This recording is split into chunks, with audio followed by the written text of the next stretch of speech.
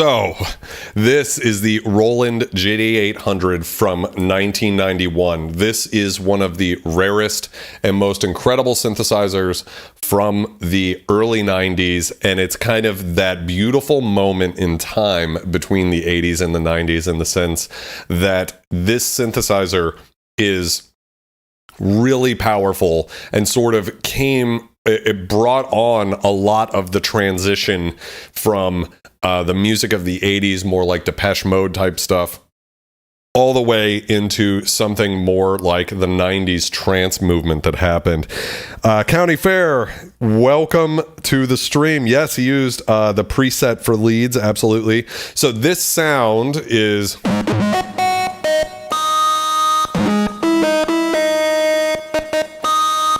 the wailing guitar preset created by Eric Persing that was used by the Prodigy on their incredible song Voodoo People, rave anthem from, I want to say, about 1995. And it's just one of the most incredible sounds in all of synthesis.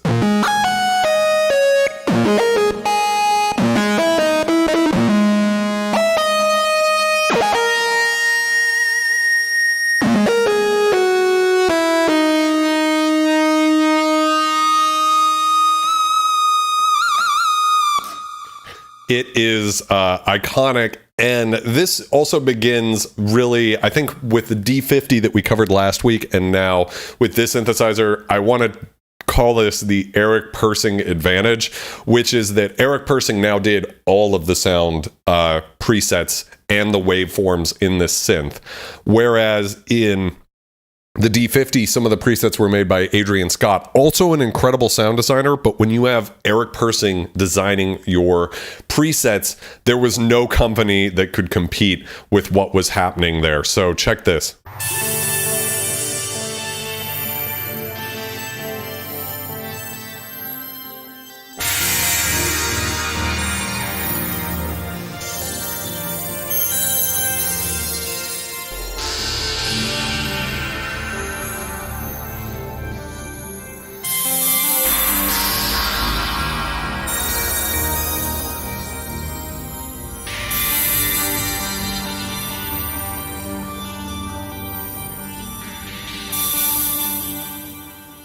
Yes, so this depth of sound design just was not happening. I mean, you guys have heard, if you've been watching all of the Scum nights. If not, the best thing you can do to help the channel is actually watch more. The link is in the description. It says, like, watch all synth videos. That's the best thing you can do to help the channel. But if you're new here, these sounds might sound cool. If you've been watching the progression of Roland synths from like 1983 with the JX3P all the way up to this, so in 8 years, how far they came, it's pretty amazing. So yes, let's see here. It really already does sound good, aquatic for sure. Nikki, you're always welcome in your floral PJs at this house anytime you want to come. Yes, it really does have a vibe to it. So moving on here, let's check out Massive Pad Patch 2.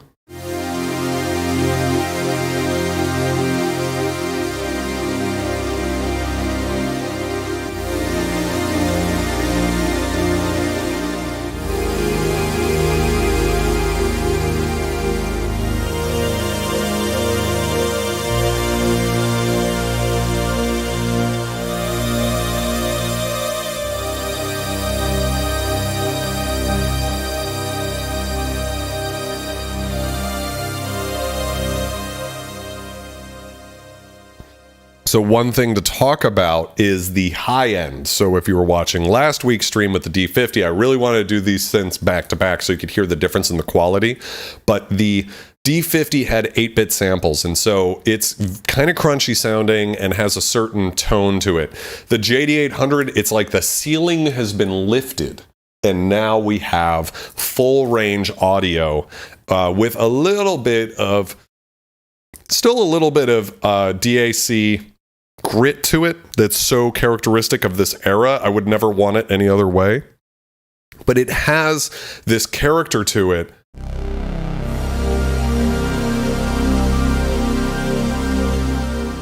that is huge and massive and bright. Like, it is not joking around. Yeah, Spaceship Earth for sure. You know, a lot of those Epcot songs really were from this era, right? So it's pretty great. Yeah. Hey, Nicole, how's it going? So this is a very important patch, actually. So we were just talking about Silent Hill. One of the reasons I bought this is because this is Akira Yamaoka's main synth for Silent Hill 2. And if you look up anything about that, he used a lot of samples. He actually used a lot of Spectrasonics samples from Distorted Reality, which is also Eric Persing. So this is like the Eric Persing synth with Eric Persing's company that started in the 90s doing sample CDs. He used both of those pretty heavily on the Silent Hill 2 soundtrack. Now, I wish I'd learned the part here, but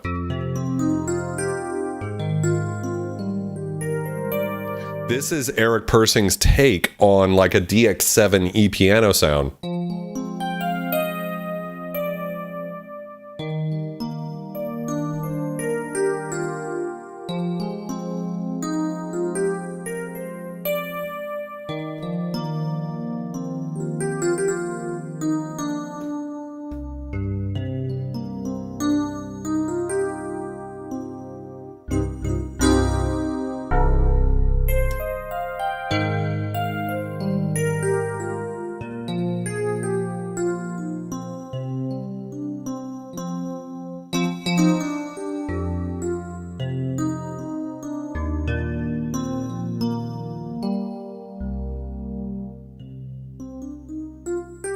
So this sound, if you recall, is from when James first meets, I want to say her name is Laura in the graveyard. There's this great electric piano sound that comes in.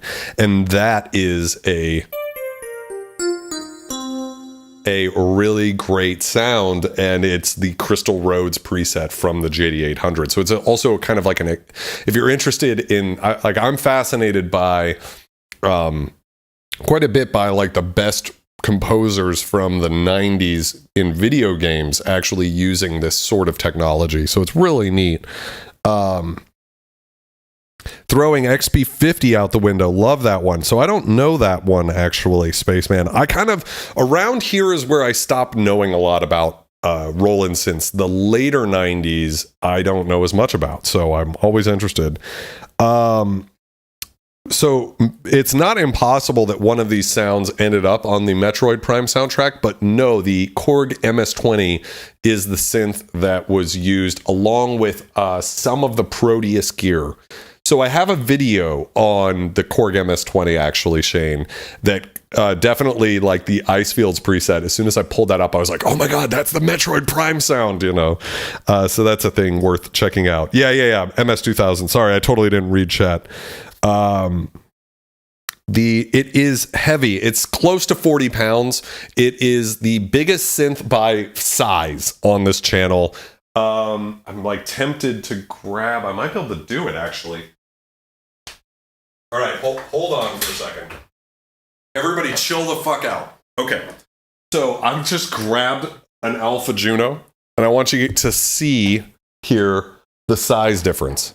So it's kind of hard because of the angle here, that the Alpha Juno, look how much, like, the keybed's about the same, very similar keybed, but look at the size of the Alpha Juno versus, and again, the angle of the camera is sort of deceptive here because the synth is leaning away from the camera, but I can tell you that it's easily 3 times, maybe 4 times as tall as the Alpha Juno, which is not a light synth. Like, this thing's heavy. It's built like a fucking tank. Anyways, so that's a thing. Synthedelic bass.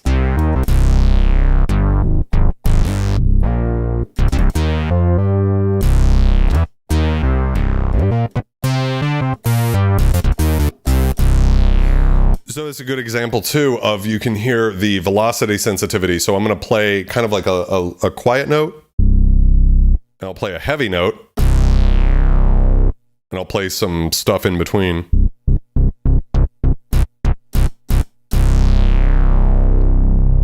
Yes. Yes. So is this a subtractive synth? Yes, it is. So the LA synthesis is interesting because what it still is effectively the same type of synthesis as a D-50, which is what gives it kind of its unique sound. So there's waveforms and PCM samples in this. It's more complicated in this synth because you have looped stuff, kind of like a SQ80. And so we've got a lot of knobs and faders here. And we might be able to control some of this stuff. Let's see, like we can pull out different layers. So going back to the crystal roads, for instance, I can turn these all down. We should hear nothing, I think. Yeah, and we can actually pull apart what's going on with this sound. So tone A here, which is layer A, effectively what's going on is this is a 4-layer synth all the time. So we've got this sound. I'm not hearing anything. Tone B. Tone C. So we've got more of like a soundtrack JX8P sound. Kind of hidden in there behind this more DX7 sound. And we've got this cool little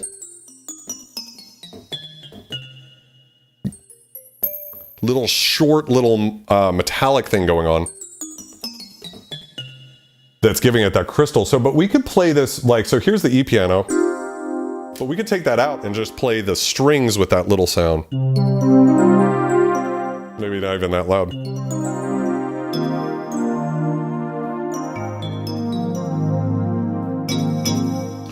And so that's just using that, of course. And then I'm depending on what you have selected. So over here, I believe if I have all of those selected,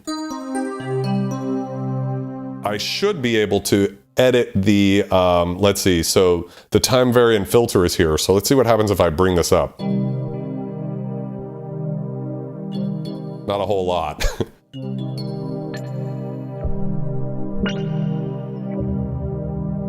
Let's edit all. Let's see if I hit the common button, what happens.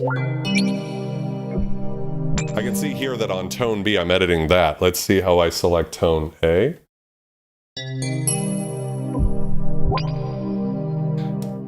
Let's see if I can edit the... It's a little interesting to try to get your head around some of this.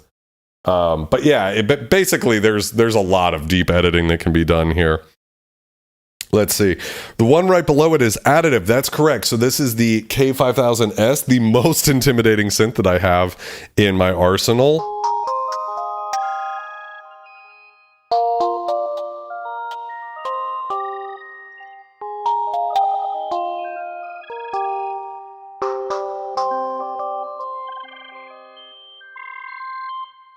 And we will do this synth in an upcoming stream, but it's going to take a little bit because this is intimidating. It has a lot going on, a lot of really cool sounds, but also very hard to explain because additive synthesis is hard. So anyways, we're going to move out of that and see what I'm doing wrong here. So what I have to do to edit the particular layer here. I want to edit everything at once, which I think you might not be able to do on this. I can see that I can change this. Anyways, we'll worry about that later. So let's see what else is going on. 24 voices. Yes, that's correct. So a couple of things about the synth while I'm playing through some of the stuff here is, let's move out of that. Wailing guitar we've already heard. So Fantasia from the 90s is the Fantasia patch from the D-50. Might be good if I turn the D-50 on right off screen here. We can try them back to back here. But so this is Fantasia from the 90s in Eric Persing's estimation.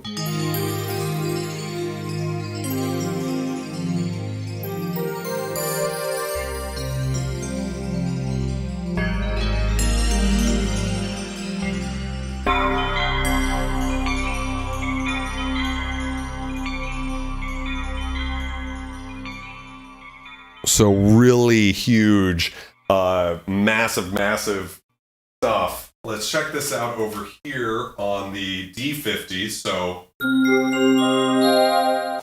turn that down.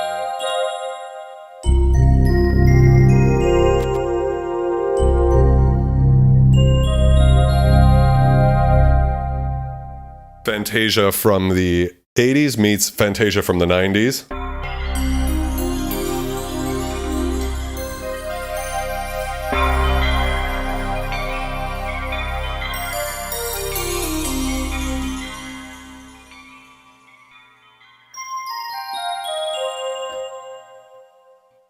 So I don't know. I mean, hearing those two synths back to back,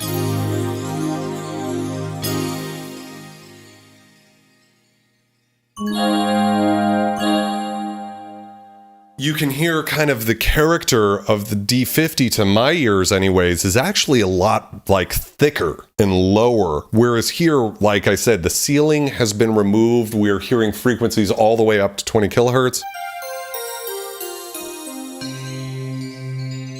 And air, lots of air. So yes. Yes. That'd be a good synth to grab to defend yourself from home invaders. Absolutely. Is it a patch actually used to make Fantasia? No, I don't think so. Unfortunately.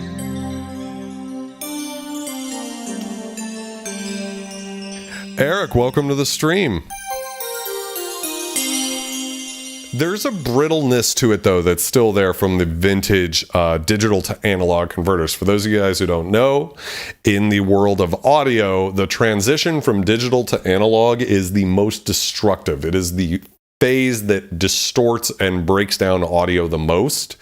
Nowadays, DAC is pretty damn good, but in the 80s and early 90s, it was not as good, which kind of adds this character to it. It's funny how errors or things that I'm sure the designers at the time would have removed. They would have loved to have had perfect, digital to analog conversion, but it actually adds a certain kind of magic to it nowadays, a character that we don't get from like virtual analog instruments.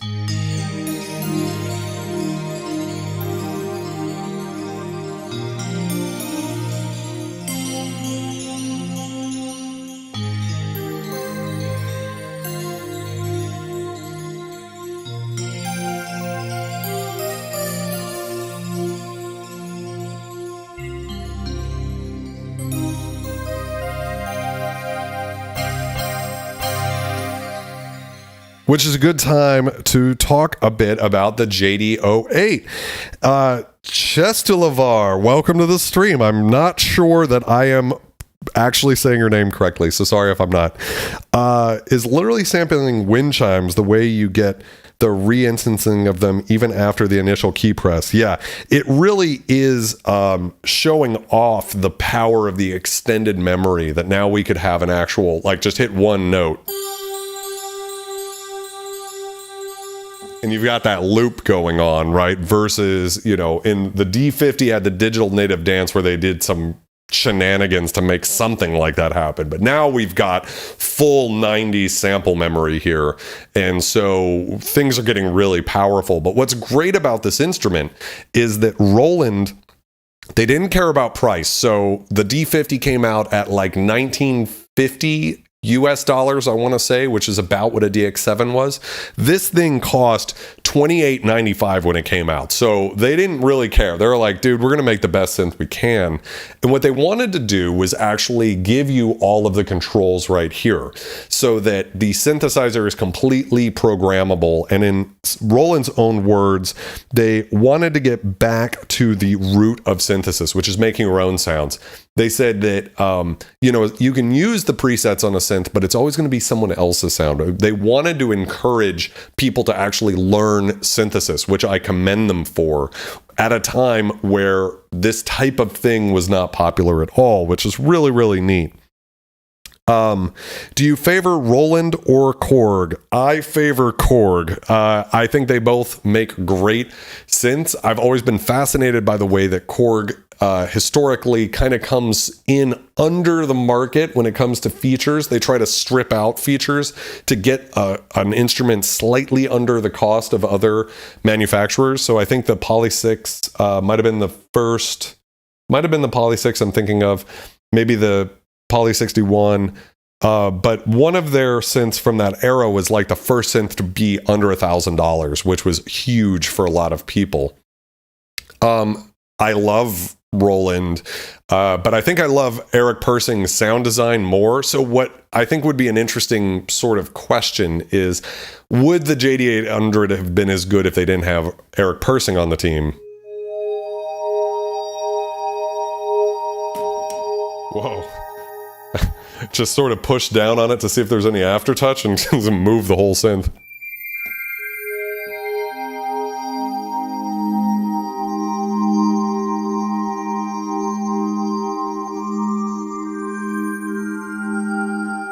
One of the reasons, one of the reasons these didn't sell so well is because they were so expensive, and something else happened at Korg. They came out with the Wave Station a year before, and it was much cheaper, and it honestly like gave you the same sort of sonic palette, but they had Dave Smith from Sequential Circuits, creator of the Prophet 5, creating those sounds, and the idea of wave sequencing.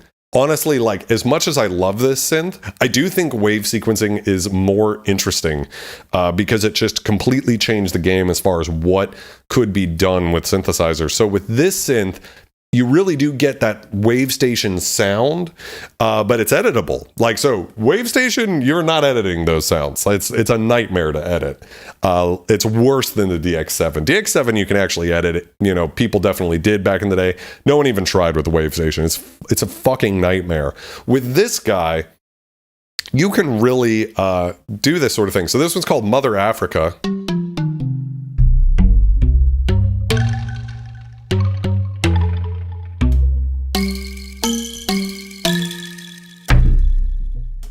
That's a lot of low end.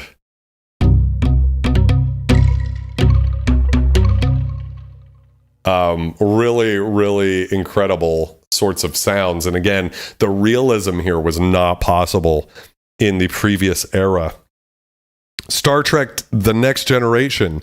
I don't know if this was used in The Next Generation. I definitely know the D-50 was. Like, when we watched season 1 of The Next Gen, the D-50 is all over that motherfucker. And in fact, was used for the Crystal Voices preset, was used in the opening song. Yeah, me too, but early 90s, Wave Station EX still my favorite for digital. I agree with that, Spaceman. The Wave Station is probably my favorite synth of all time, just in this. I wish that was more editable, like the Wave State Native is, or the hardware Wave State, but the problem is the Wave State doesn't really have the sound that I want, even though it has the original stuff in there. So...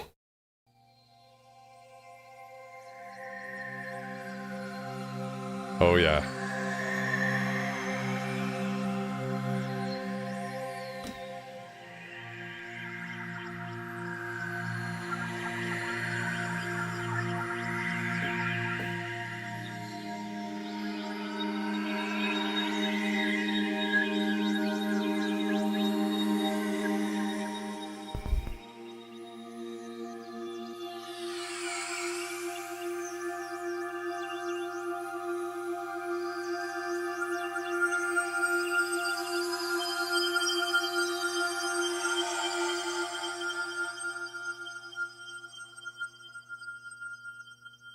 So that is the Eric Persing advantage if I've ever heard it, right? You know, listening to that sound, it's like, oh my God, it's just like such a gorgeous thing. And I know that Eric Persing was actually more involved with the creation of the synth. This was also one of the first synths that was made, as I understand it, largely in America, the Roland West team versus Roland East. So Roland, obviously based out of Japan, was making most of the synths. The D-50, Eric Persing was involved in it. This is almost more like Eric Persing's baby. He complained about the latency between the keyboard on the D-50 and what you hear. I don't really hear it all that much, but it is a thing apparently. And this has I don't understand the under the hood stuff as much, but it has more processors than it needs to be able to actually nail the timing from the key bed to the synth the way an analog synth is. So he felt that the D-50 was a little too laggy, which is why it was good for pads, but not as much for like sharp attack type stuff, which is interesting. Donnie, welcome to the stream. TARDIS, yes. Let's see here what this classic sweeper, one of the most beautiful sounds.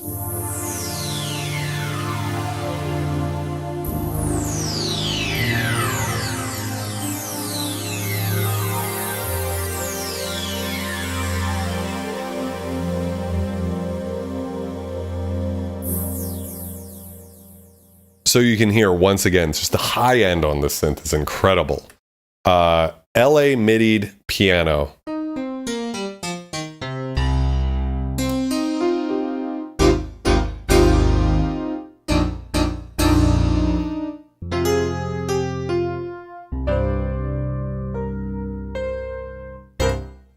What's interesting is this is a very kind of famous piano sound used on a lot of house music records.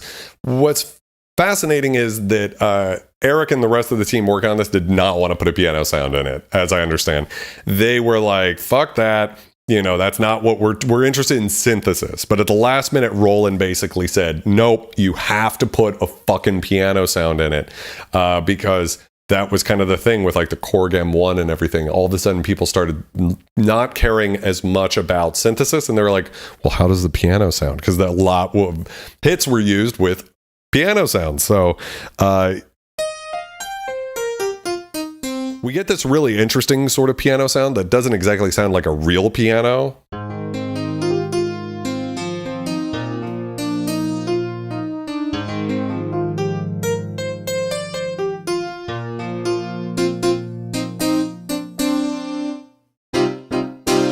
I think, though, that it sounds really good in that sort of like house music, almost M1 sort of way.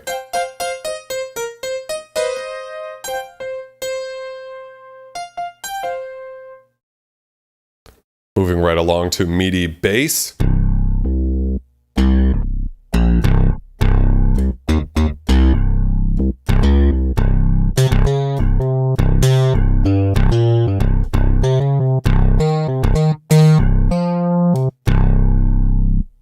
All right, Stratomaster.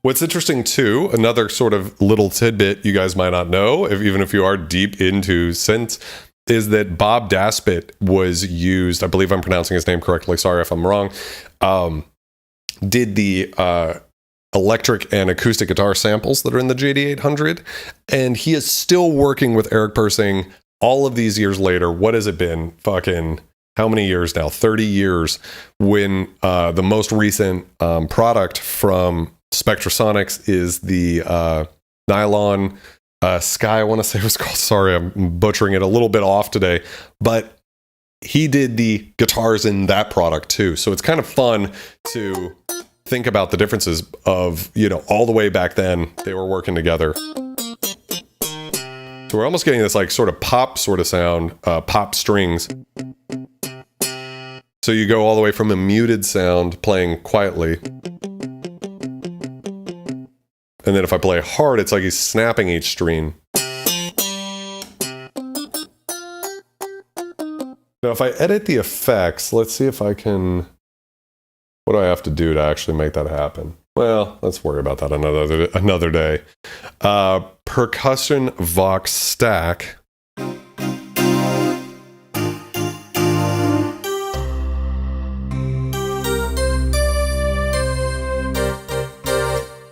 Love those types of sounds, but I will say this. When it comes to those types of sounds, I'm still a little partial to the Kawai K1. That graininess is missing. Like I said,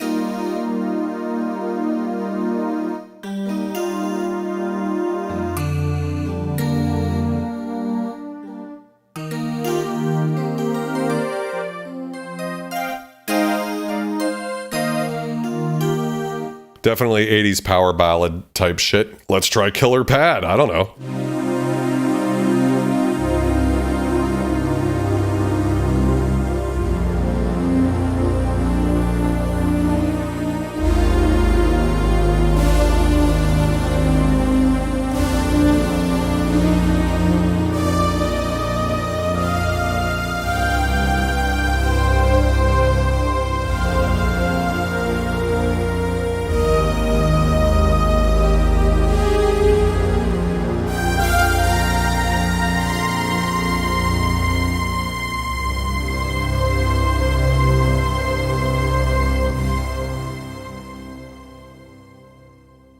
Just amazing. It's sort of like brassy up here, actually. Get all of those giant atmospheric reverb effects, and then, but it played quietly. It's kind of more stringy, right?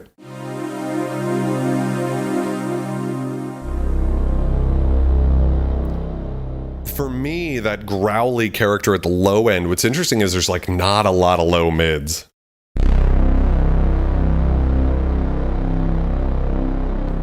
And that's sort of the character, like it or hate it, of this synth, where you're going to get more of that kind of like more brittle type sound.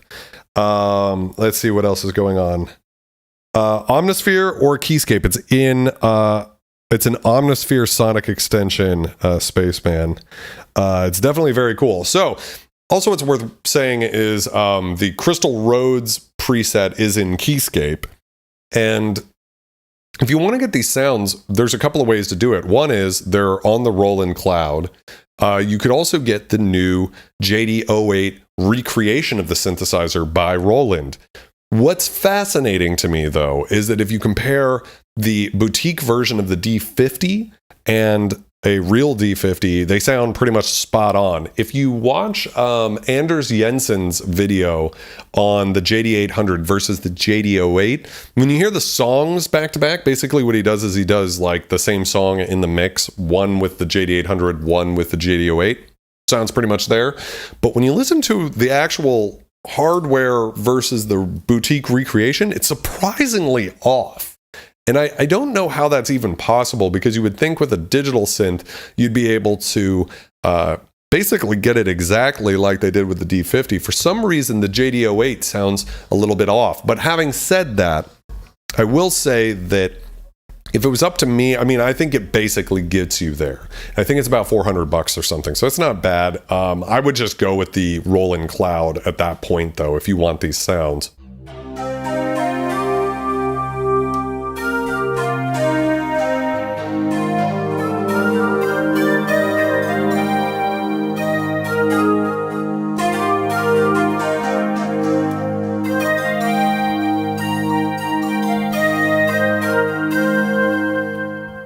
Sort of the take on the Shakuhachi sound of the 80s. Really cool. And that's also another thing that I should talk about. Not only is this synth really rare and really expensive, it's also famous for having a synth killing problem, which is they used this red glue in the key bed and it melted over the years. They just didn't anticipate that it was going to do that. And so many JD-800s have died.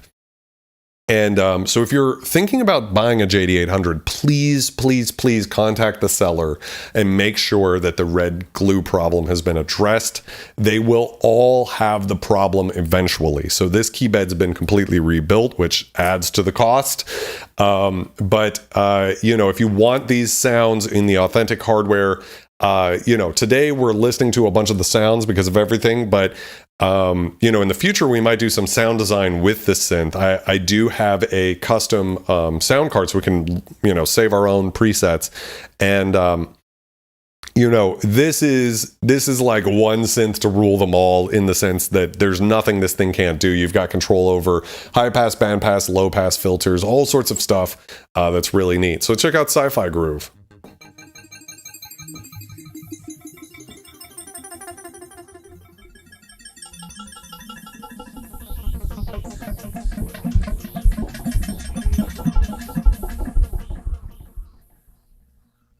That type of sound was not possible with analog synthesis at the time. Mr. Brass.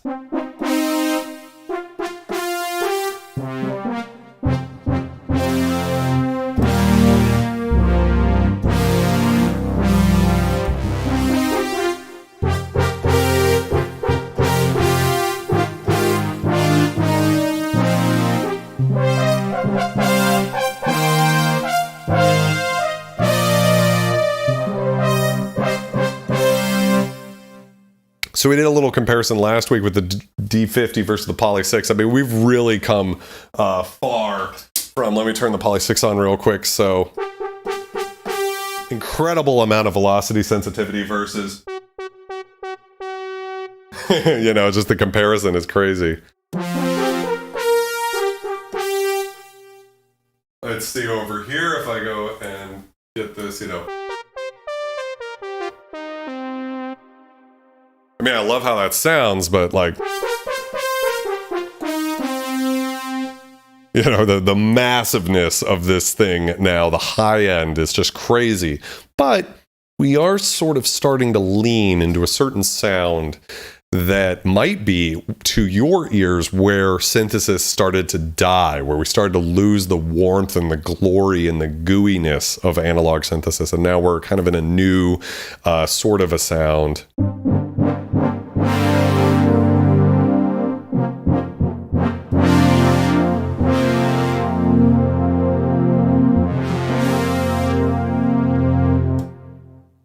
$10 a month is a great deal. I am not the, you know, I got into a fight yesterday with somebody who commented on my videos about, I said that the ACB is not the greatest emulation of Roland software, and they called me an idiot for it.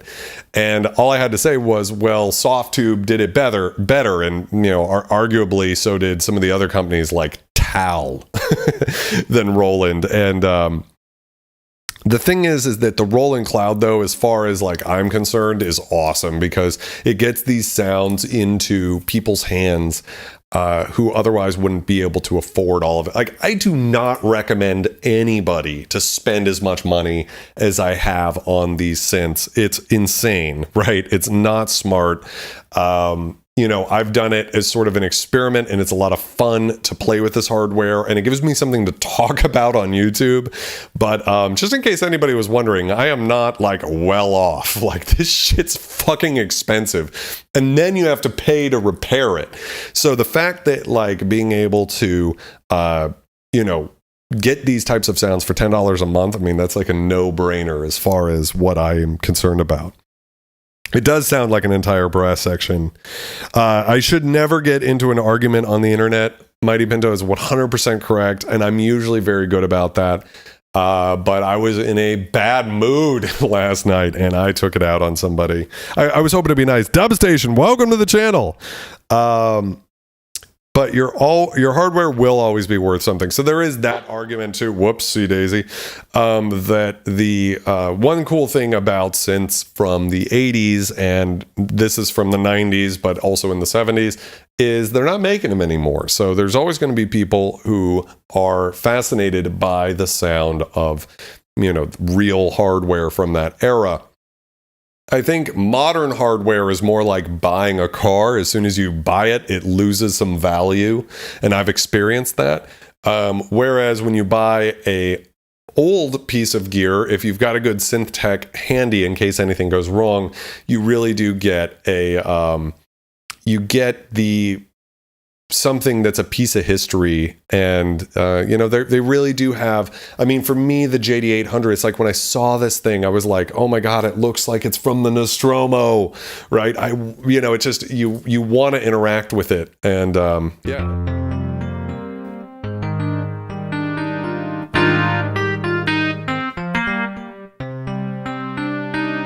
It's like a more gritty sort of E-piano sound.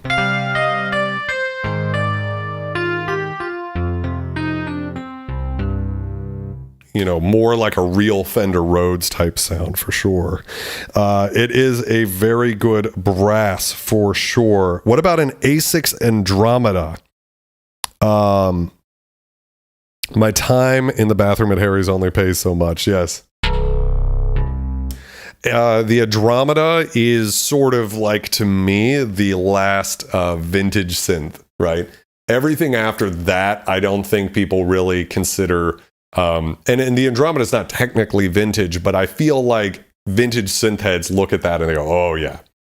It's $4,000 and up, generally speaking, for an A6. If I could get an A6 for $3,000 or less, I would jump on it. You know, it's 16-part multi-timbral, analog VCO synth. I mean, it's really like Alesis was trying to make the greatest analog synth of all time, and the only one that could really compare, at least in terms of specs, would be the Moog 1. And even that's only 3-part multi-timbral. So yeah, if I could get my hands on an A6, it would be incredible. Will I ever get one? Probably not. I have this kind of thing for synths that are underrated. That's my kind of like where I feel I'm best utilized on the internet, is talking about really cool vintage synths from the 70s, 80s, and 90s that are underrated. And JD-800, I think, is underrated in terms of its reputation. It's an incredible synthesizer. Is it undervalued? Now that's interesting. I don't know if this synth is undervalued. These hover around $2,000.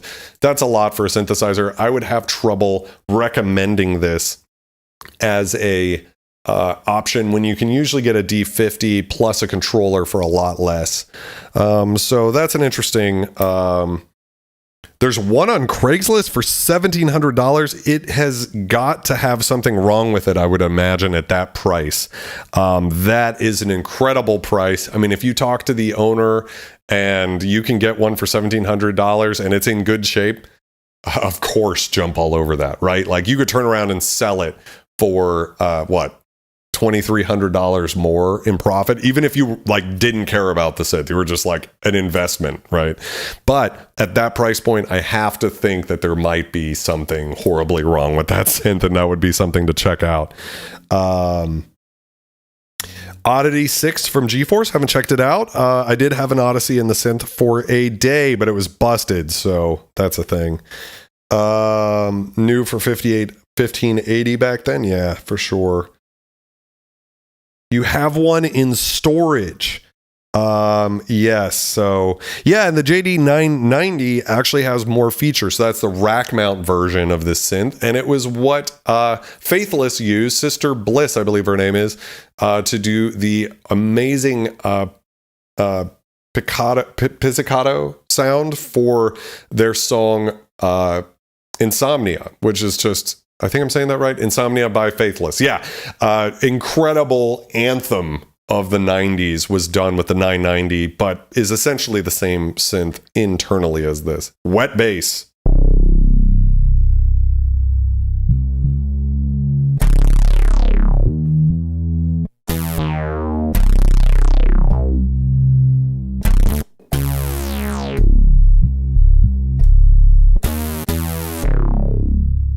Really good, and I have to say the filter sounds really nice. It is not for everybody's taste. So throaty clav,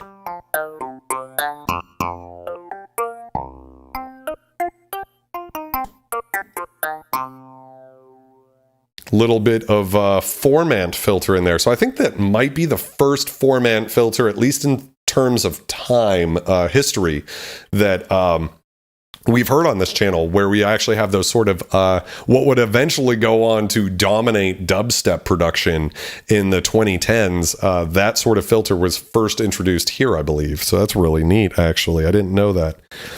I believe it is 16-part multi-timbral. Please do not quote me on that, Eric. I'm not 100% sure that's correct, but I believe that is correct.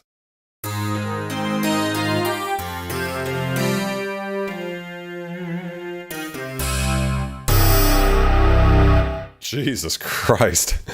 Iceman.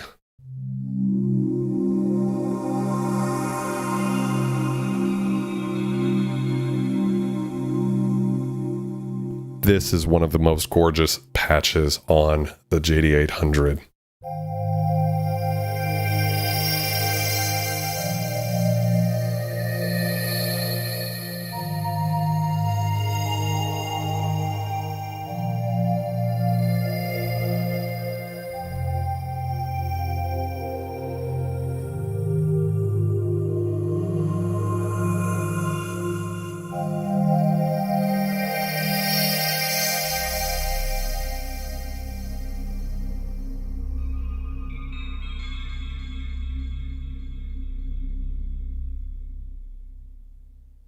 Unreal. I mean, isn't that just, you know, the most expressive, incredible digital sound you've ever heard, right? Like, oh my God.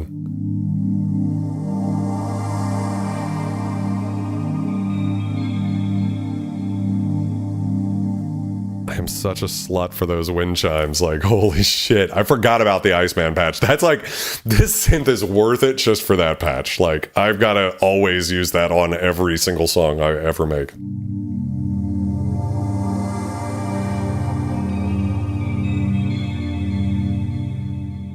Just Eric Persing with the wind chimes, man. Oh, fucking shit, man. Ming Dynasty.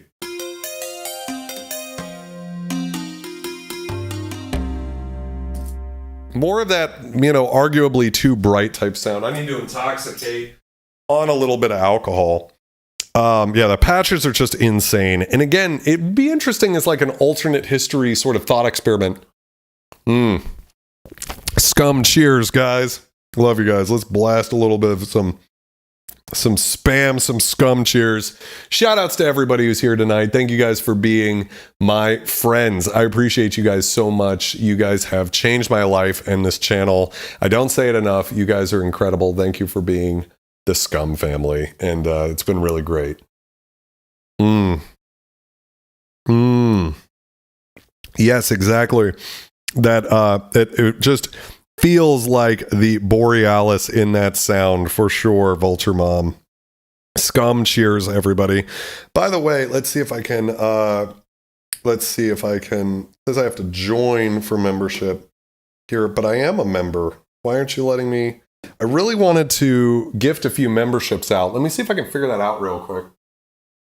You guys give me a second. While I'm trying to figure that out, if you guys want to ask me any questions about this synthesizer, now would be a great time to ask me about it, because I don't know enough about, or like I always fuck up and forget like what people actually want to know about the synth, because I'm just like playing the sounds and so on and so forth.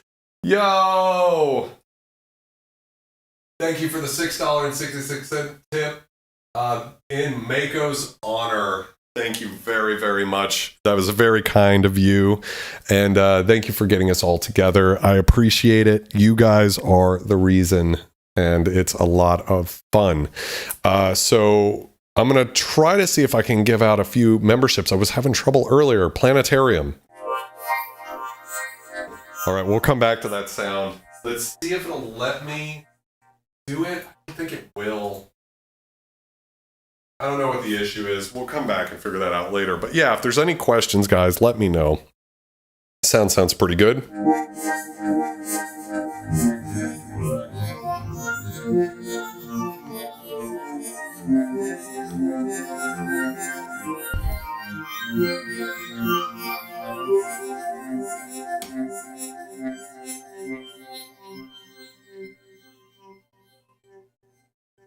It's just that Eric Persing advantage. Like when you've got Eric Persing designing your presets, the synth is going to sell. Like, it's really incredible. Pulse pad.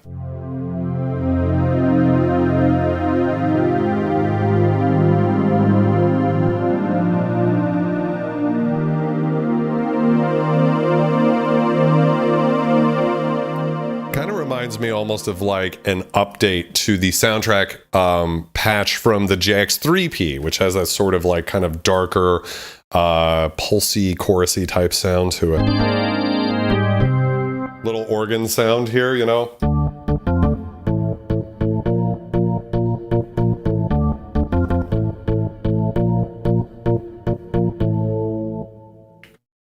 Fusion solo.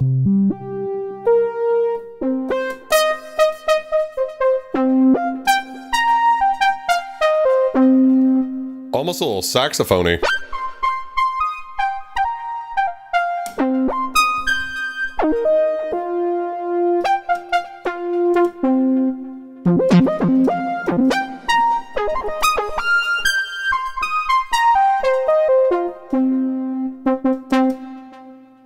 Here's some cool jazz with that. Yes. Being older, does JD-800 have card slot in the back? Absolutely. So I think it was with the D-50, but especially the JD-800 was known for expanding out from what has been, like, Roland really doesn't get enough credit for making the third-party sound designer market explode. And it was with these two synths where in the back you can absolutely load in data cards and waveform cards. They put out like 8 or 9 different ones from Roland, but a lot of other people put out stuff. And I believe I have my card back here. Yes, I do. So I actually have like a custom card. So if I go to this card that I have in here and I go over here, we can load in some patches. We can actually go through and start making our own sounds here. So I believe if I change the waveform here,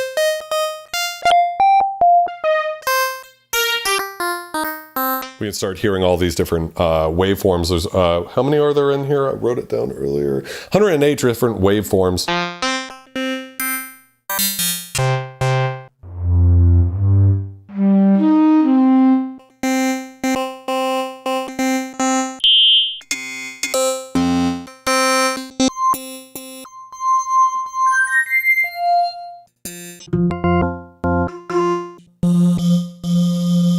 Yeah, so, and then of course we could just, you know,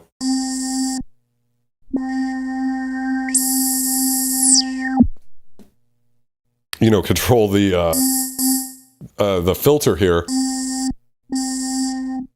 A little bit of stepping in there, as to be expected. And these are sort of like the trans waves in the SQ80, like, so for this one, like this kalimba,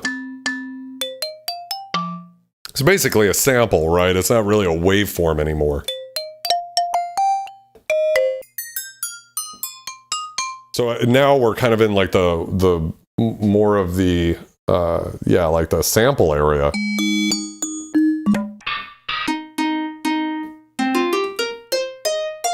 I mean, it's like a very sampled harp, nylon string guitar.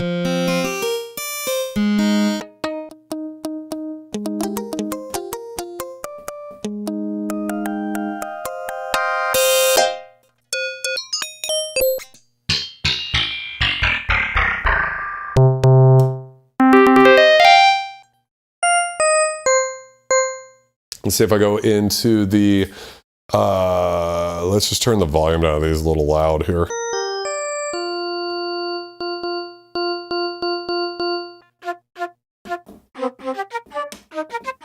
So remember when we were looking through the different partials on the D-50, we'd find these little short attack sounds that you could add. So let's see if I hit tone B here. And I change the waveform now.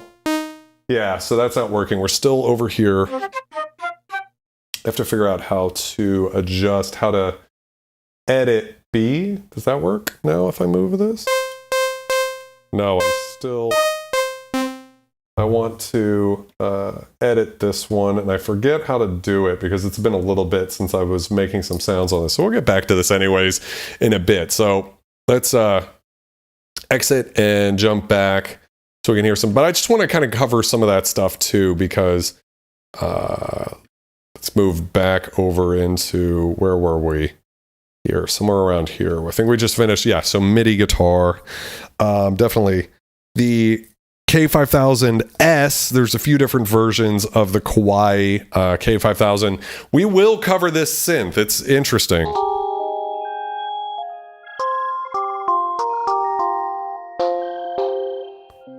One of the things about additive synthesis is it's complicated, and so I want to do this one justice when we get here. This is, Kawai has a special place in my heart.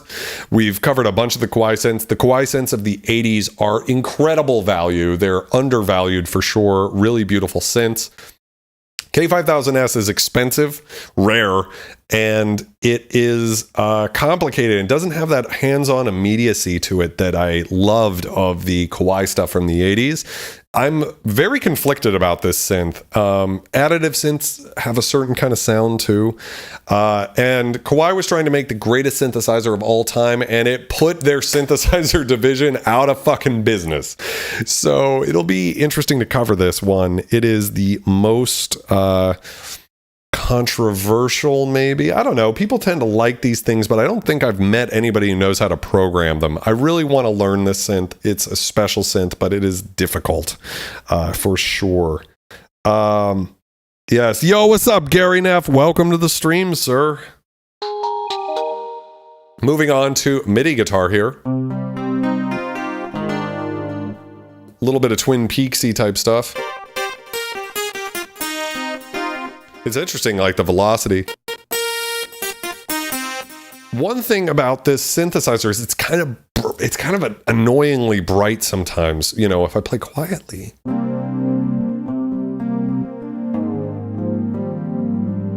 Can get some really beautiful stuff, but if I play a little, yeah, we can get kind of crazy. Pain and injury keys.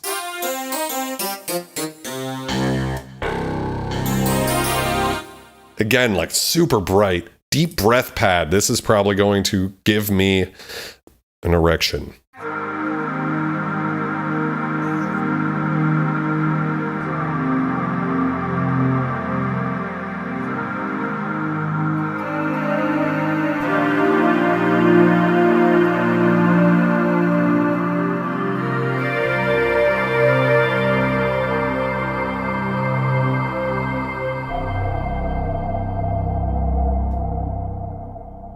So yeah, this is definitely the sort of area I will never grow tired of, like breathy pads. That's my favorite thing in the entire world, and this definitely delivers. Very powerful, huge sound.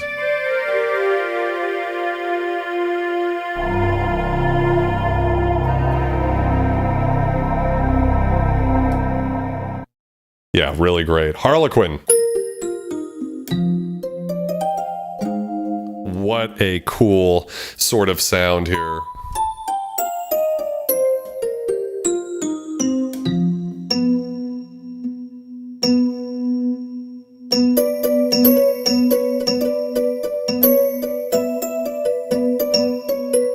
Something like that was used for Insomnia's famous track.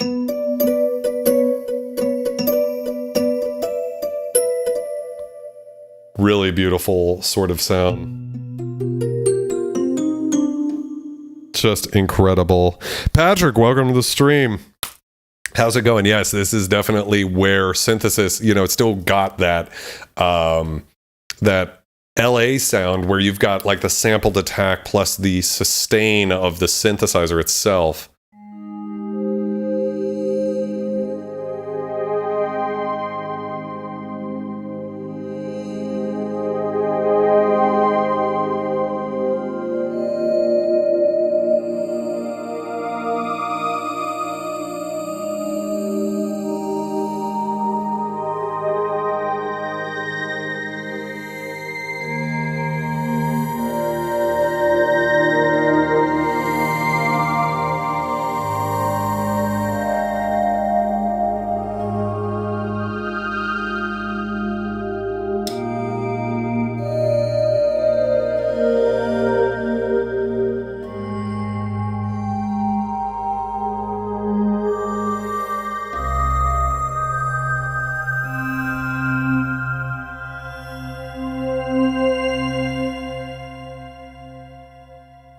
Wow. And it's interesting because we have these four partials, we actually can create these sorts of wave station-y-esque sounds. I wouldn't have believed that you could do that, but apparently you can, which is pretty great.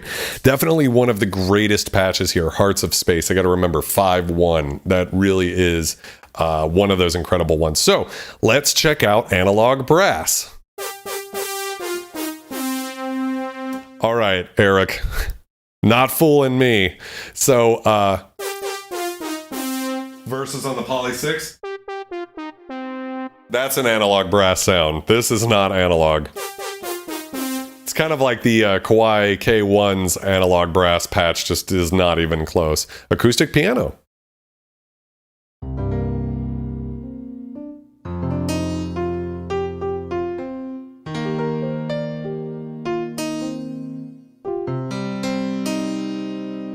Definitely overhyped high end, but not a bad piano sound. Modular bass.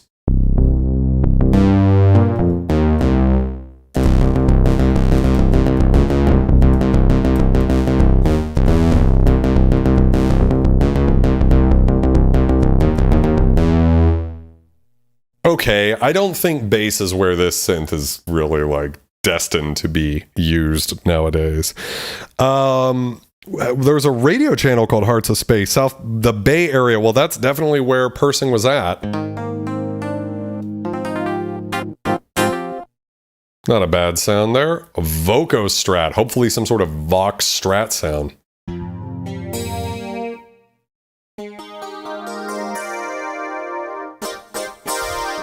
Really hyped. I mean, I bet it cut through a mix like a motherfucker. A lot of these sounds do. Invocation.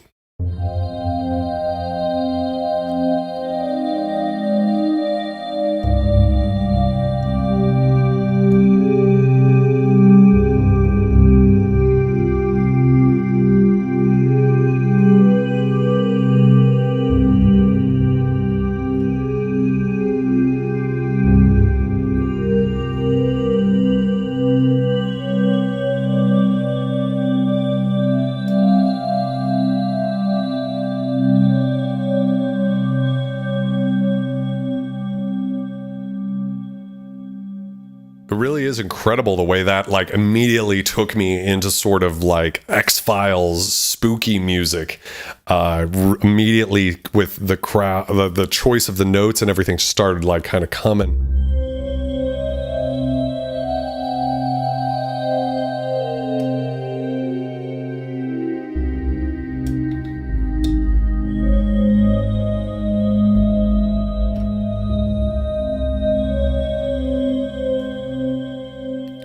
Incredible one for sure. Really, really cool. I know all my witches out there loving that. Witch better have my money.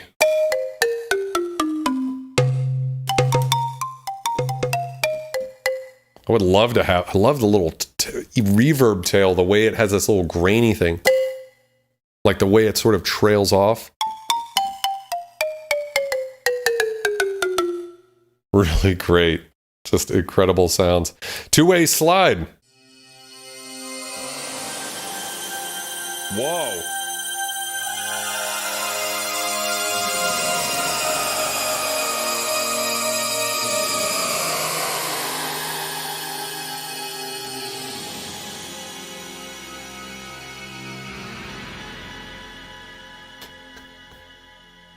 It like plays more when you're not touching the synth than it does when you are. It's pretty incredible. It's me.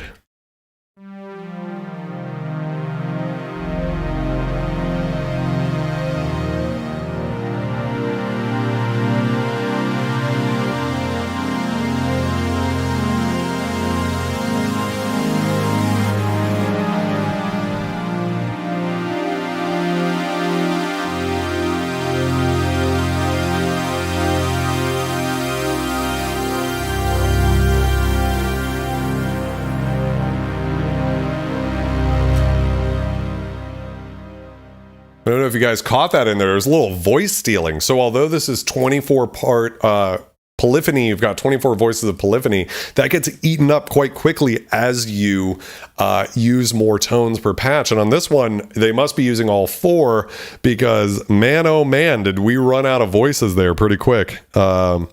Yes, and Patrick, I agree with you. I think this synth sounds best when it's not overly bright, except for patches like the Iceman, where we get these wonderful little, like when it sounds warm, it sounds really good. Just really...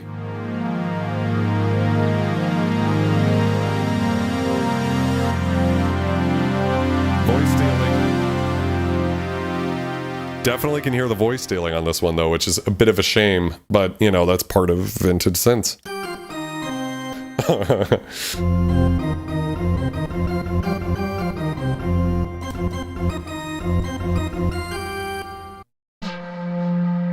Oh, yeah, the pipe flute.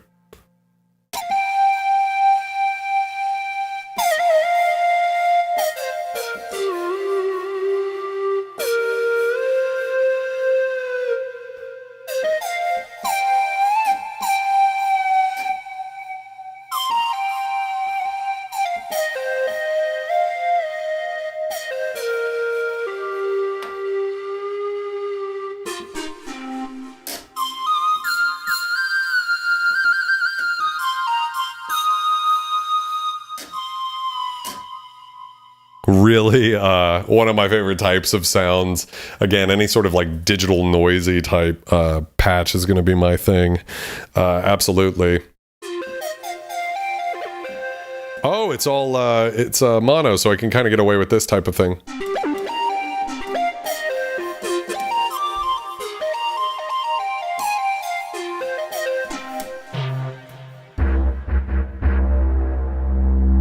Definitely the best pipe flute.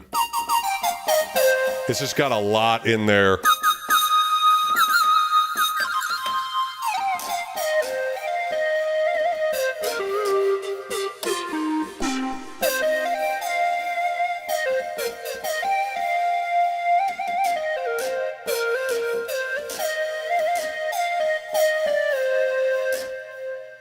Really, just like everything Roland was trying to go for with that type of sound. I feel like I just learned karate. Yes, absolutely.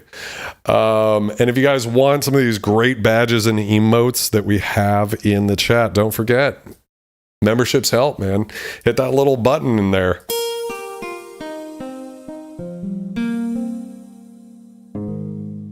Nylon choir here.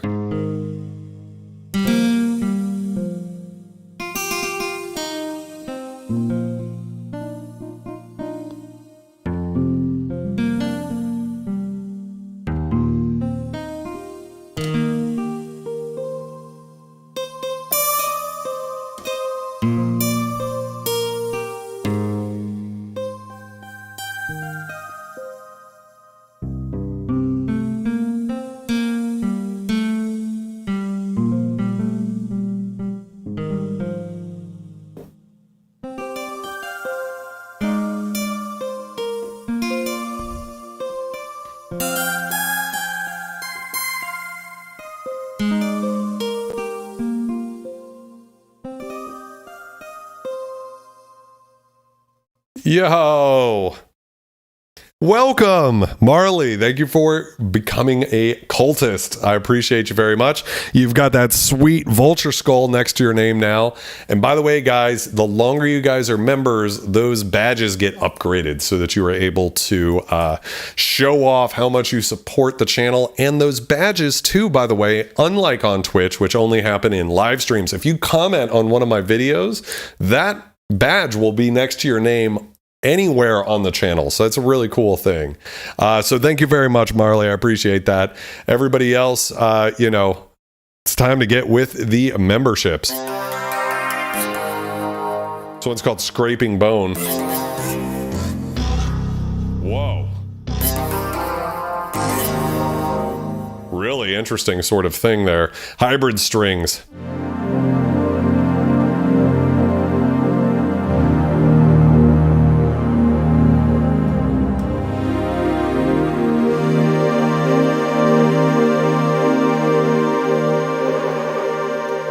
One thing that is a little bit of a letdown with the synth is almost all of the modulation capacity is just for vibrato.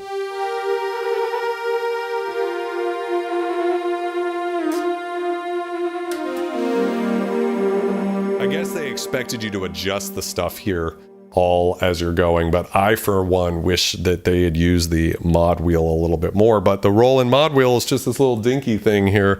I don't know how well you guys can see it, so... now I get the virtual for BF or C end of the month. I don't know what you mean by that, Space. Yeah, you need more than... I would have been nice, but until the JP8000, this little mod wheel that we had here was pretty cheesy from Roland, so kind of a shame. JD Bells.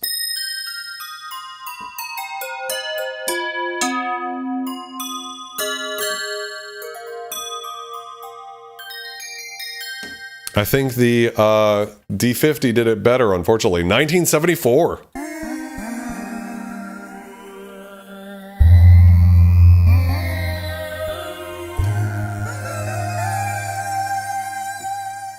I'm not exactly sure what 1974 is supposed to mean here.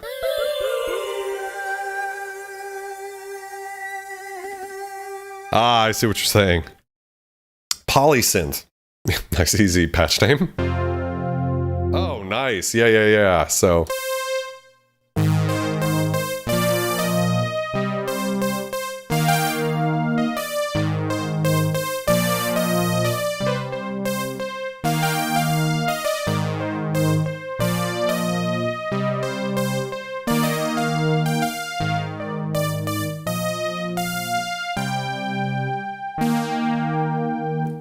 Kind of that type of sound. We've all heard that one before. Moving on to metallic Rhodes. Okay, so this will be interesting to hear how this one compares to like the crystal Rhodes.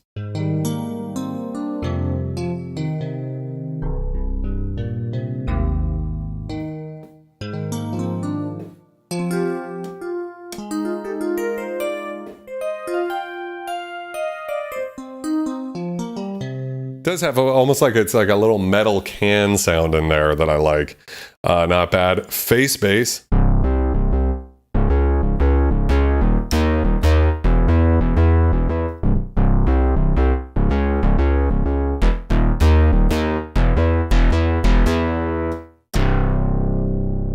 Something I didn't really talk about with this synth is that it, you know, you can kind of tell that they were shooting for giving you some of those FM sounds, but in a subtractive sort of reminds you of analog synthesis sort of way. So to me, this bass line sound definitely very FM sounding, but giving you the capacity to control it and go through and modify things, you know, and I think that's pretty cool, actually. I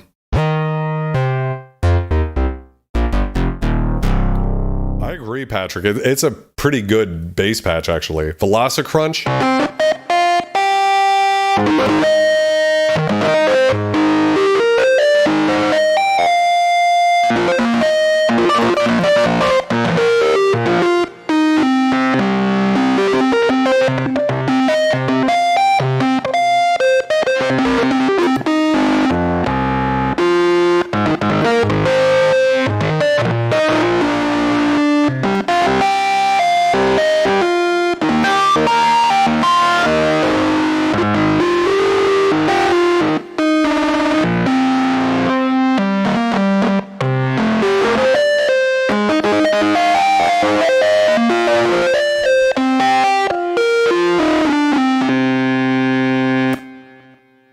Wow, that is like the wailing guitar patch, but almost like if you were to throw like a Fender Rhodes through an incredible amount of distortion.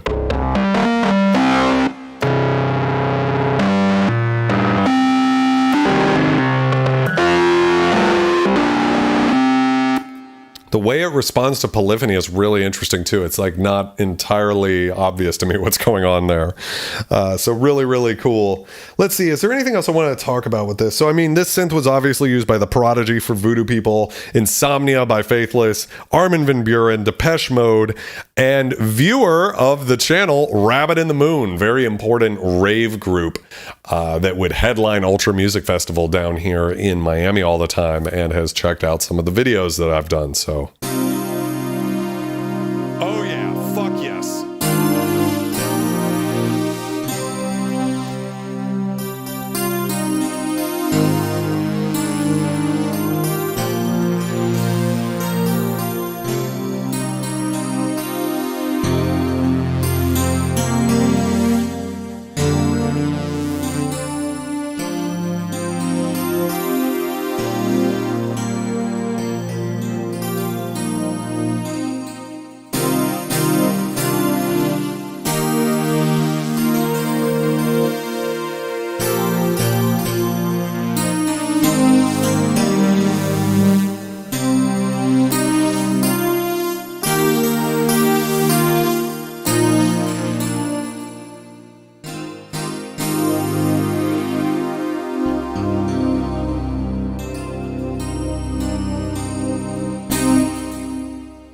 Stack Attack, really incredible sounding, just, and again, kind of hitting like that super low, super high, like everything about this synth to me is like trying to like crank HD high definition sound into the synthesizer market, and just really, really cool.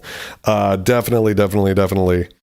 Yeah, imagine putting that through a Marshall stack. Absolutely would fucking kill it. So, for sure. Moving right along here to Girlish Vox. So, what is it? Wow, that's like almost guitar-y.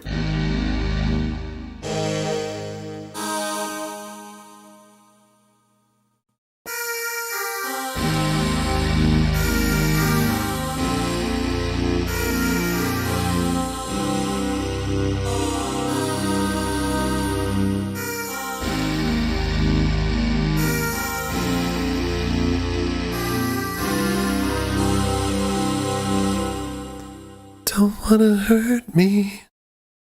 Yes, yes, yes. Do I have any synths that have a Prophet type of sound? No, I don't really. Depends on what you mean by that. I mean, this sort of sound, you know, kind of Prophet-y, that's the Poly 6, but insofar as I don't own any sequential or Moog stuff, and that's not entirely deliberate, but it's not entirely not deliberate. Both of those synth companies, to buy a synth from the, really the 80s back from those companies, it's just ridiculous. I mean, they're very expensive for what you get. People really love the sounds of those synths. I can't argue with the sound of a Prophet 5, but I will also say those sounds don't speak to me as much sometimes, you know. I'm sure some of the best synth sounds ever were done on a Prophet 5, don't get me wrong, or a Mini Moog, but, you know, $10,000 for a Mini Moog, it's just fucking, it's not my jam, you know. But it's, oh, I'm glad you like it, Anna. Gotta get up that hill sometimes. Yeah, the Behringer clone stuff is pretty good, and maybe a way for people to get into that sort of a thing. For me, part of the thing is just the sound, you know, like the way that those synths sounded. And what's funny about it is like Oberheim used a lot of the same components, the SSM and CEM chips, but they sound so different. And I lean more towards the Oberheim thing. I lean more towards the Korg thing. Honestly, I lean more towards the Kauai thing than I do sequential circuits. But I will say the Prophet VS, sort of a dream synth, but again, with like the A6, the Andromeda from Elasis, it's another one of those super costly synths, you know. Fucking VS probably goes for $5,000.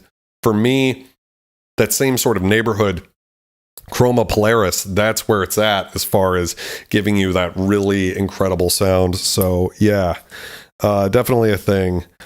I wonder if they're doing a Jupiter 8. Well, Black Corporation is with their Iceni new synth that's just coming out.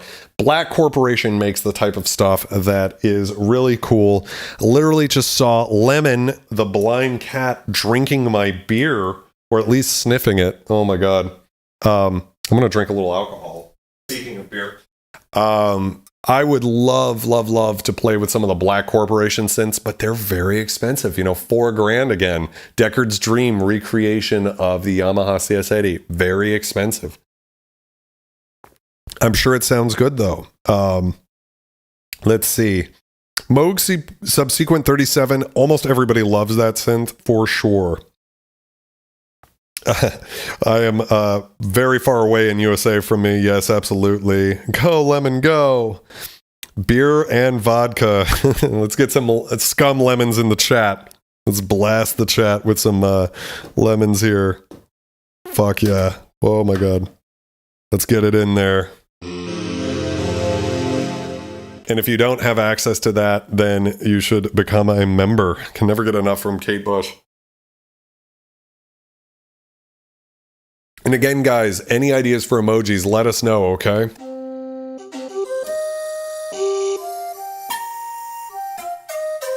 Wow, this might even be better. I really love this type of sound.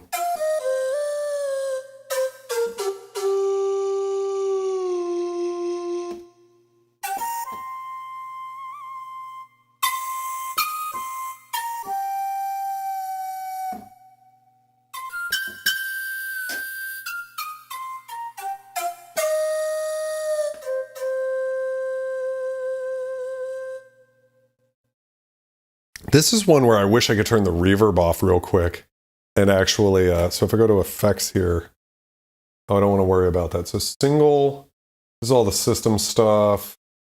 Edit the effects. Can I turn those down maybe? I don't know what I'm doing. We'll have to fuck around with some of this later on another day. But really great sort of sound to it. I'm really into it.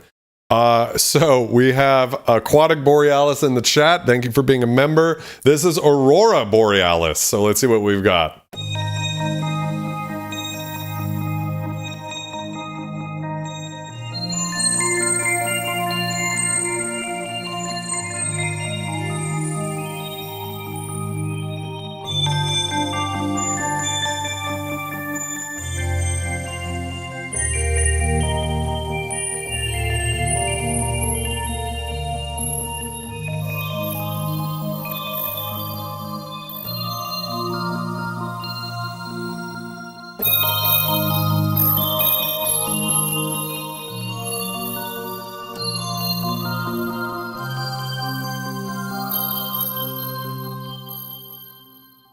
I mean, this is where we're starting to enter like jerking off territory where it's just like, and I think that we're really on that border, right? There's a certain kind of border when it comes to synthesis between too powerful and and I think that's like kind of the thing that people miss about analog synths and vintage synthesizers is that when we started getting sounds that were so massive and complex, and of course at this point no one had ever heard a sound like this, but going forward from here, it sort of set a precedent almost for sounds that are like, it's almost like a whole song, right?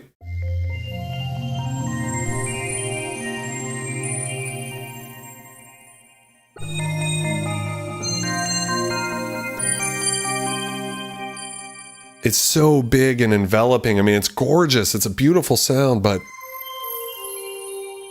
I almost there's this part of me that's like, will I actually use that in a song though? You start moving away. I don't know if that makes any sense. Yeah, she's a sneaky Brain Palace. Welcome to the stream. It's like that future that 1990 thought would happen. That's a perfect way to describe this synth for sure.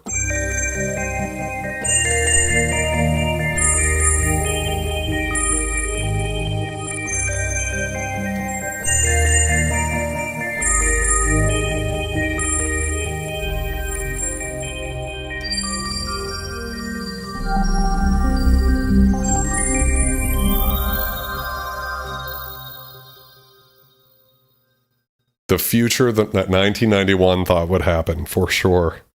Yes, that sort of leaned into that. There's synths that have patches that are basically one key performances, and that's where we start to, I think, where people start to lose the love for synthesis, because even though it's super cool, it stops feeling like an instrument at that point. And I think like the Korg M1 is like the perfect, like that's where we started to get there too. And since then there became, and this was like Roland's last ditch effort to keep this type of synthesis going, where you can actually go in and program your own sounds. After this, they just sort of, for a few years at least, just kind of gave up on that and moved into the world of like, people just want presets. That's sort of like your JV line and everything. Next week, we'll be covering the JP-8000, which you can barely see down here. And this synthesizer is sort of, once again, them trying to go back to analog synthesis. The JP-8000, by comparison of the JD-800, is much simpler. And in some ways, maybe interesting for that. But sometimes less is more. Yeah, I agree. Kind of looks like it could be a hoverboard. That's a great way to describe the aesthetic of this thing. Waviola keys. So let's see what we've got here.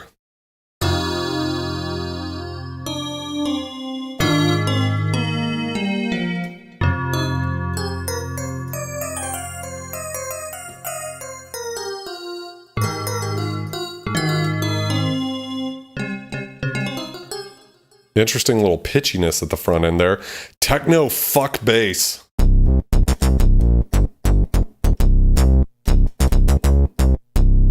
Techno spelled with a K, always a good sign. Backwards 60s. Whoa.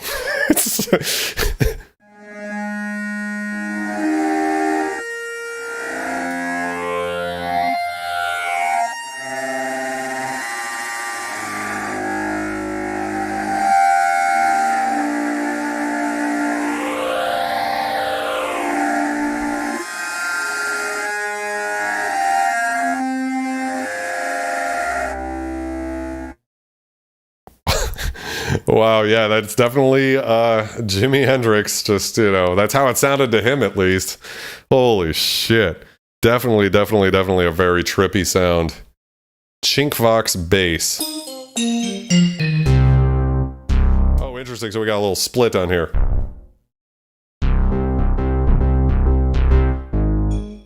Unfortunate that we only have an octave there to really work with.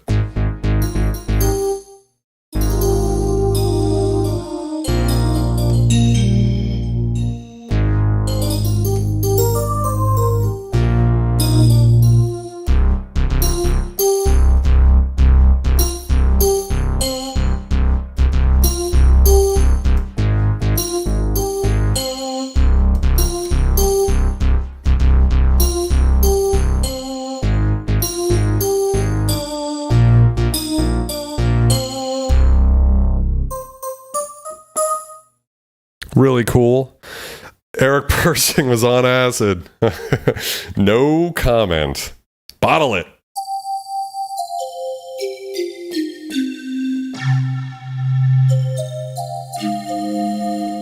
This is like a nice little watery sort of bottle blow sound that I haven't heard before.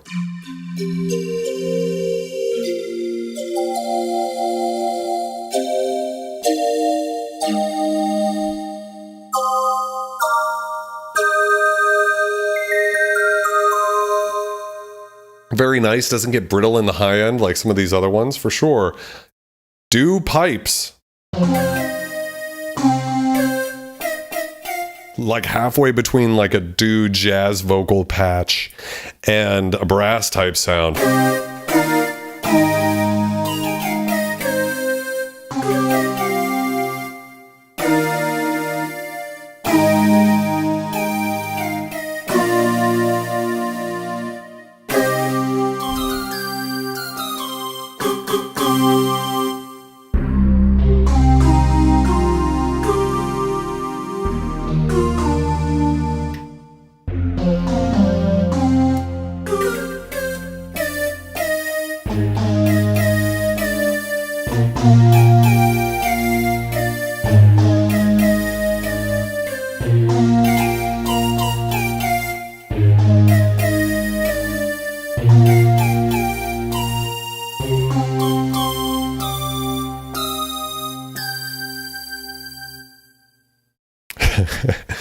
All right, and so let's see here. I think that is the internal patches, and then so I think I've covered all of those.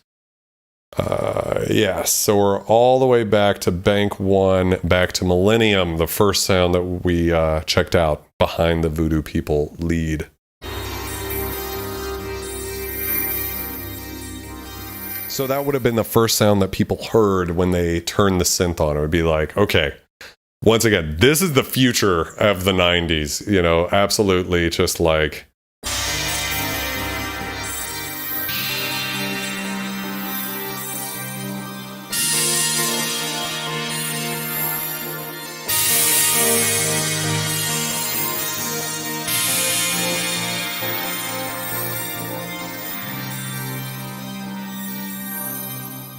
Really, just something that no one had ever heard before, for sure.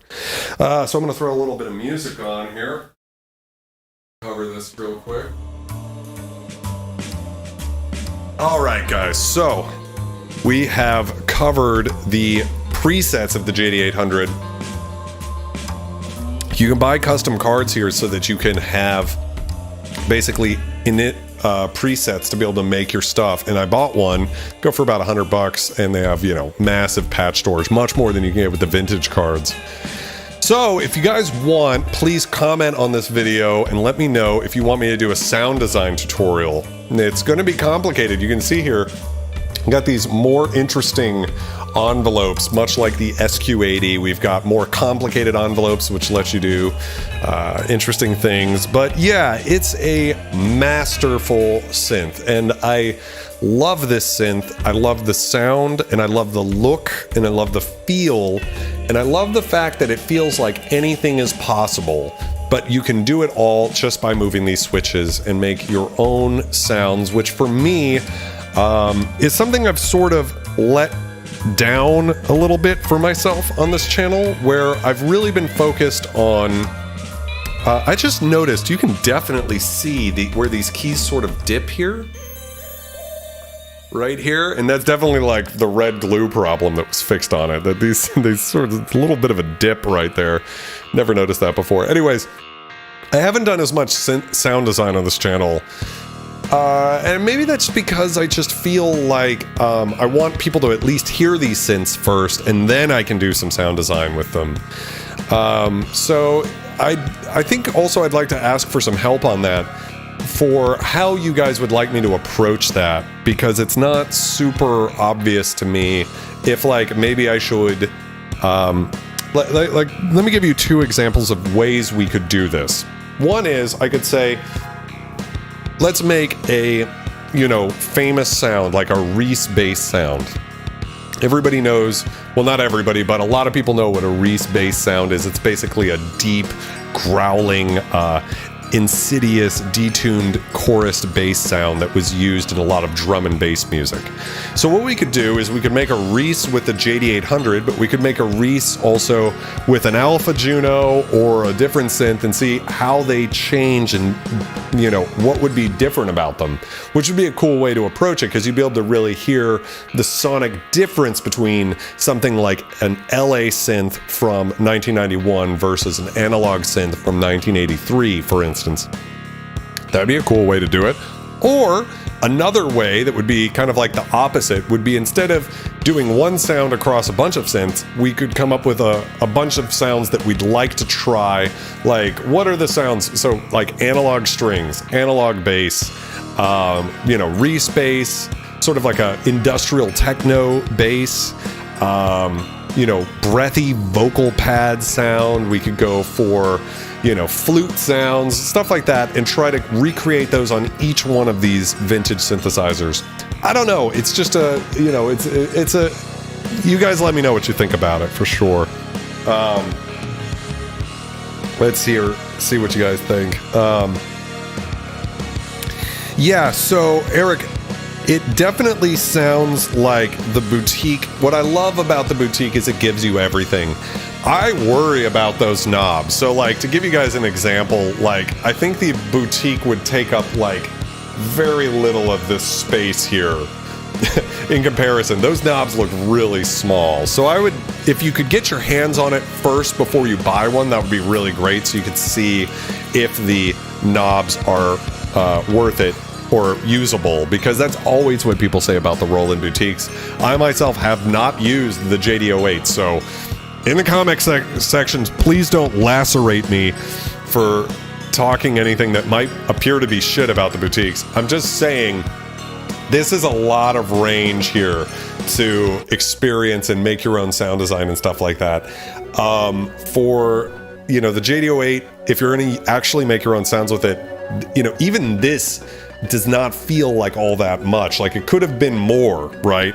And that synth is very, you know, I'm hesitant to recommend it just because of the, you know, if you want to make your own sounds, it seems like it would be tough. Plus a patch that would push the limit of the synth. That's a great idea. Like, what can this synth do that no other synth can do? So like, I think the Iceman patch is like a great example of that, where you've got these like jangly wind chimes in the background, right? That's where it gets like super, super cool. And you start getting a synthesizer that sounds, you know, and same thing with like Korg Poly 6. There's some stuff, even though it's a very simple synth compared to, you know, all of the other synths in this room, it has some stuff to it that no other synth does quite right, you know, quite like it. So I agree with Dub. That sounds like a great idea, a good way to get involved with this. So real quick here, let's just chat real quick about what's coming up. Next week, JP-8000. So that's 6 years later. It's Roland's attempt once again to kind of get back to the root of synthesis, making your own sounds. This will be the first time I actually even use this synth, because it's been busted for a couple of years. Severed Machines down in Davie, Florida, amazing guy, went and repaired this synth, even though it was butchered inside. It turns out the owner I bought it from, he said he never fucked with it. Turns out he had. There's like scorch marks and shit in it. So this is a really cool instrument. It'll be fun to hear this one back to back with the JD-800, because I actually think they sound pretty similar. JP-8000 is probably the synth most associated with trance music, and it invented the supersaw oscillator, which is very famously sort of the sound that's still being used by producers today. It's really probably the most used synth sound in the world in electronic dance music and pop music. It's really famous for that. But you don't need one of these for a supersaw. Like, basically every synth does a supersaw now, for sure. I'd probably only do basic editing. I really want those presets, but of course the cloud is an option. Yeah, I think either of the, you know, I would consider the cloud first, because $10 a month Then again, if you have it for, 3.5 years or whatever, then, you would have had the hardware too. So, it's kind of worth it maybe either way. Had an 880, yes, that's the rack mount version of this. So, hey, 40 Thieves, welcome to the stream. Scorchmark's probably trying to burn off that red glue. So I'm not aware that the 8000 has a red glue issue, but it would be interesting. It is way more than a supersaw machine. I agree. I mean, actually, for what this thing... I was surprised by it when I turned it on. I was like, this thing kind of has a fucking sound to it. And so we'll get there. We'll see what it's like next week. Unlike with the JD-800, where I've already listened to all the presets, I actually haven't on the JP-8000. So we're going to really get some honest impression of what I think about this guy when we get involved next week. So that'll be fun. And then after that, we'll be doing a shootout of all of my Roland synths, including the Alpha Juno 2, which we've done a video on, but back in the day, not a live stream. We'll be comparing all of them and talking about what makes, not just which one I'm going to sell, but what would be a good one for you guys to invest in. So, yeah, with that, let's see if there's anything else I want to catch up on. Nah, I think that's it. So I just want to say real quick before I go, thank you guys so much for being part of the Scum family every Wednesday at 9. Thank you for everybody who signed up for a membership. It really helps, makes the channel better, and you guys are great. I really appreciate you very much. I love you. Love and light, bitches. I'm out.